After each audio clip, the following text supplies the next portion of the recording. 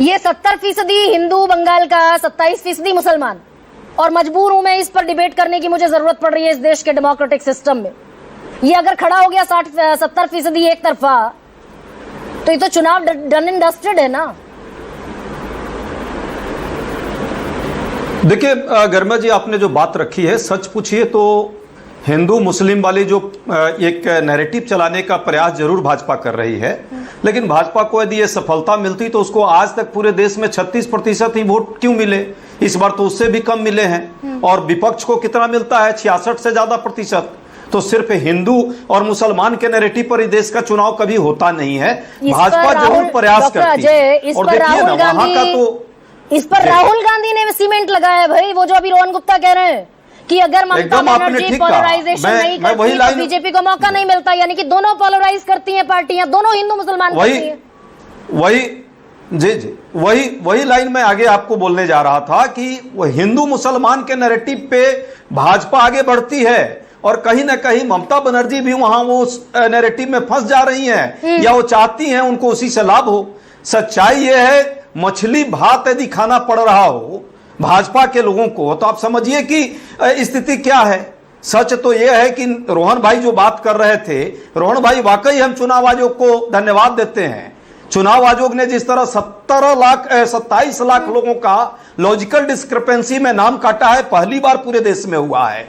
पहली बार कश्मीर से ज्यादा फोर्स लगाई गई, 4.5 लाख के करीब चुनाव आयोग पर, एक चुनाव में लोकसभा विधानसभा के चुनाव पर डिबेट नहीं है, ये डिबेट 2 सेकंड मैं चुनाव आयोग को बधाई चाह रहे थे। बीजेपी डेविएट करेगी तो हम डेविएट थोड़ी हो जाएंगे। नहीं डॉक्टर अजय वांसक, नहीं चुनाव आयोग को छोड़ दीजिए, चुनाव आयोग को छोड़ दीजिए। हिंदू मुस्लिम के जो नैरेटिव, जी हिंदू मुस्लिम के जो नैरेटिव की बात है, सच्चाई है कि हेमंत बिस्वा शर्मा जिस तरह नफरत फैलाने का काम अपने राज्य में करते रहे, वो आप आकर के एम्बेसडर बन गए हैं, नफरती गैंग के एम्बेसडर हैं वो, पर उनके उस एम्बेसडर गिरी से कुछ नहीं होने वाला।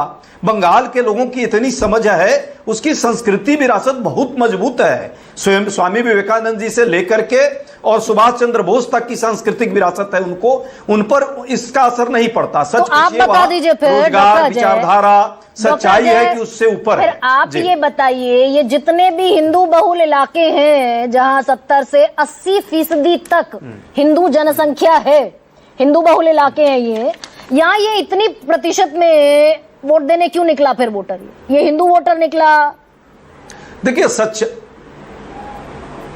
सच्चाई है गरिमा जी, जिस तरह से SIR में बहुत सारे हिंदू भाइयों के भी वोट काटे गए हैं, उन्हें कहीं ना कहीं एक एग्रेशन भी है, साथ में उन्हें यह भी था कि क्या पता मेरा वोट बचा भी कि नहीं। अच्छा। और वोट नहीं देंगे तो शायद वोट कट जाएगा, एक ये भी कारण है। इन कारणों से वोटिंग परसेंटेज बढ़ा है। लेकिन एक बात और, मैं खुद पीठासीन अधिकारी पहले रहा हूं और मुझे इस बात की समझ है, 6 बजे के बाद जो अंतिम व्यक्ति होता है उसको चुनाव के पोलिंग बूथ पर एक नंबर दे दिया जाता है और उससे वोटिंग परसेंटेज फाइनल लॉक्ड हो जाता है।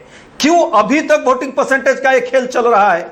अभी तक चुनाव आयोग देखिएगा, काउंटिंग के 2 दिन पहले भी कोई ना कोई नया वोटिंग परसेंटेज आपको डाल दिया जाएगा। ये चुनाव आयोग की बड़ी विशेषता है। चुनाव आयोग पर चले गए डॉक्टर कर रही है, चुनाव आयोग पर चले गए भाई। राहुल गांधी जो कह रहे हैं ये हिंदू मुसलमान का खेल, सुन लीजिए भाई, सुन लीजिए। राहुल गांधी जो कह रहे हैं ममता बनर्जी के चलते बीजेपी को बंगाल में दाखिल होने का मौका मिल रहा है, यानी कांग्रेस ये मान रही है कि इस बार ये हिंदू मुस्लिम का प्लान इतना ताकतवर है कि वो पोलराइज होगा और बीजेपी की सरकार बनवा देगा।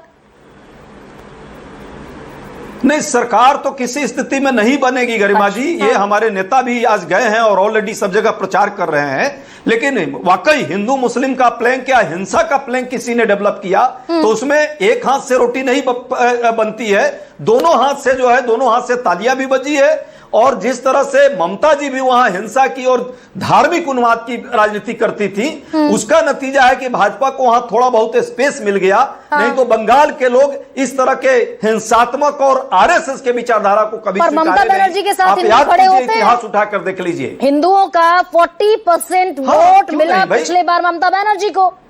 अगर मुसलमानों का मिला 75% तो 40% हिंदुओं का मिला।